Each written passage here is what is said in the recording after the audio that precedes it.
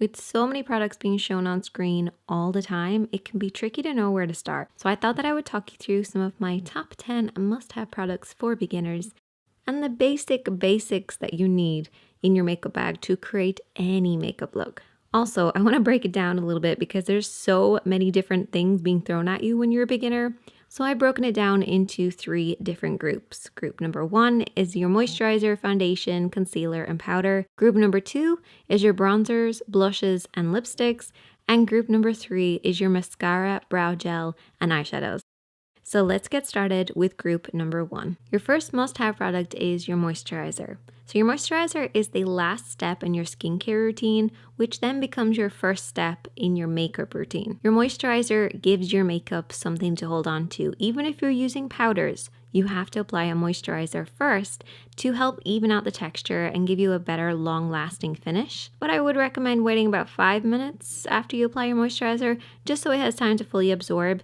And if your skin feels wet after 5 minutes, you're probably over-applying. Blot off the excess and just use less next time.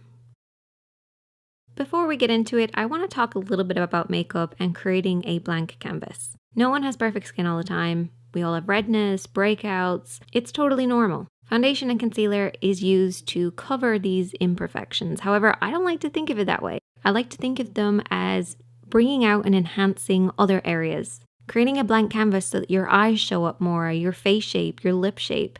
It's not always about covering. Sometimes it's about using something to cover, which then enhances something else.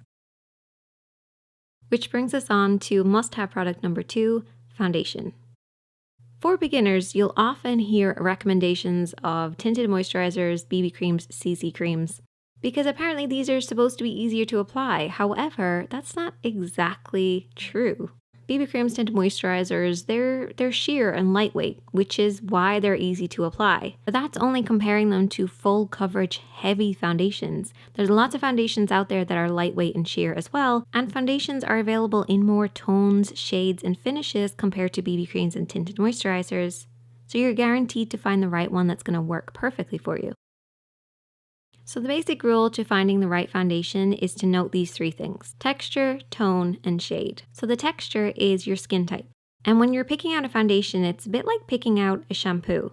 If you have dry hair, you go for a moisturizing shampoo. Thin hair, volumizing shampoo.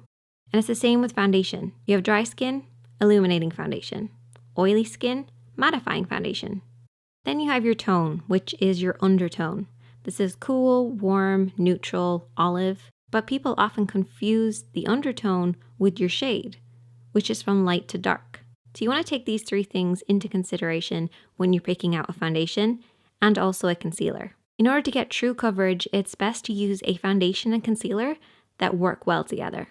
Your foundation is there to be used on larger areas to even them out, and your concealer is then there for the smaller areas that need more coverage.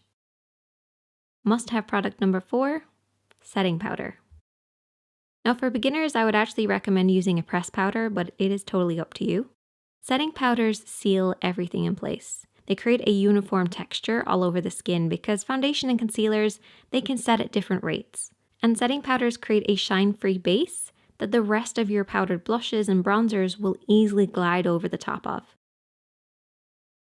So that's group number 1. Moving on to group number 2, bronzers, blushes, and lipsticks. So must-have number 5. Bronzer. I want to talk real quick about the difference between contour and bronzer. Your contour is a matte shade, always matte, a dull, shadowy-like tone, and it's used in the low points of the face to emphasize the bone structure.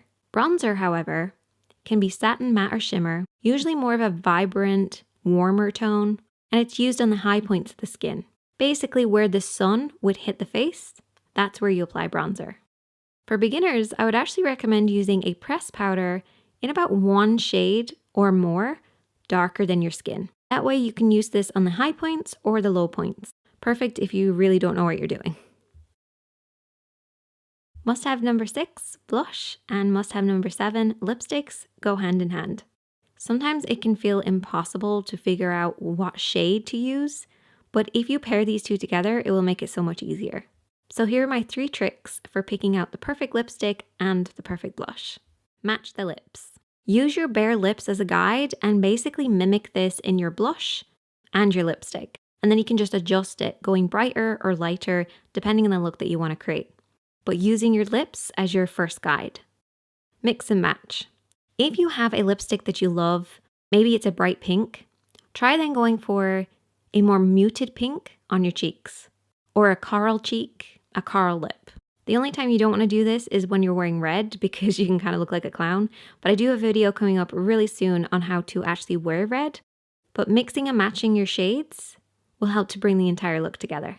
And the last one is to match your cheeks. So run around or very lightly pinch your cheeks to see what color they go. And then try and get a lipstick and a blush to match that color. And there you go. Perfect shade for you. Moving on to group number 3, we have mascara, which is pretty self-explanatory, though I'd love to hear what your favorite mascaras are, so definitely leave a comment. And then we have brow gel. I always think for beginners, brow gel is probably the easiest thing to start off with because filling in your brows can feel a little bit too much at times. Start off with a clear gel, move on to a tinted, and then you'll eventually get used to how you want your brows to look. And must-have product number 10, eyeshadows. So you really only need 3 eyeshadows to create a look, and I talked about this last week. You need a light, you need a medium, and you need a dark. And they're kind of your basic starting points, and then you can add around those. But I would recommend for beginners to start off with neutral shades, then move on to green tones, purple tones, but start off with a nice neutral basic palette just so you can get